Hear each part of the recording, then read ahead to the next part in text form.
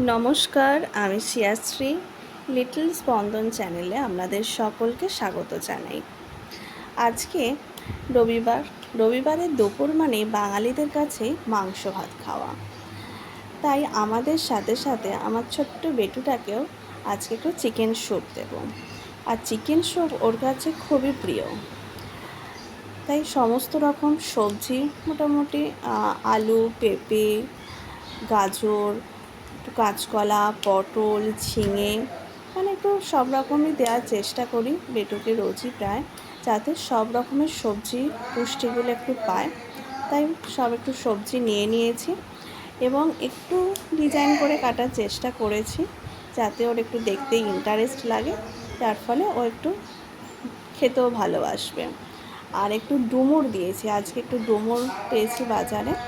ডুমুর খুবই একটি উপকারী ফল, যার মধ্যে ক্যালসিয়াম এবং পটাশিয়াম প্রচুর পরিমাণে থাকে এবং বাচ্চাদের সাথে সাথে বড়দের সকলেরই ডুমুর খাওয়া খুবই উপকারী।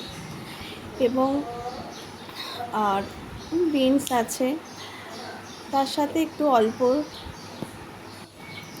পেঁয়াজ দেব, টমেটো, একটু ধনেপাতা। আর মশলার মধ্যে বাচ্চাদের তো আর বেশি মশলা দেওয়া যায় না, তাই একটু অল্প সাদা তেল, আর থাকবে অল্প একটু জিরে গুঁড়ো, ধনে গুঁড়ো, আর নুন হলুদ তো থাকছে। আর দিই আমি তেজপাতা। বাচ্চাদের তেজপাতা বা বড়োদেরও খুবই উপকারী, তাই বেটুর প্রতিদিনের খাবারে তেজপাতাটা আমি দিই। তেজপাতা হজম শক্তি বাড়াতে সাহায্য করে এবং তার সাথে সাথে আমাদের রেসপিরেটরি হেলথটাও খুব ভালো রাখেন। আর মেন জিনিসটা তো থাকছেই চিকেন। চিকেনের মধ্যে আমি বিভিন্ন বোন কন্টেনিং যে পিসগুলো থাকে, লেগ পিস, গুলো দিয়েছি।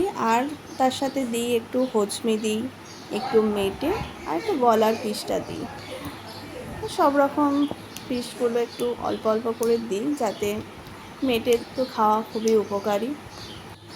মেটের মানে লিভার, তার মধ্যে প্রচুর পরিমাণে প্রোটিন, তার সাথে সাথে ভিটামিন এ, B12 এগুলো প্রচুর পরিমাণে থাকে।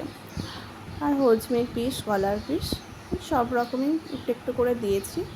আর জল তো থাকছে, তাই সবগুলো একসাথে দিয়ে দেবো কড়ার মধ্যে। যা যা সবজি কেটেছিলাম, চিকেনের পিসগুলো, নুন, তেল, সব রকম সবগুলো একসাথে দিয়ে এবার এর মধ্যে একটু জল ঢেলে দেবো।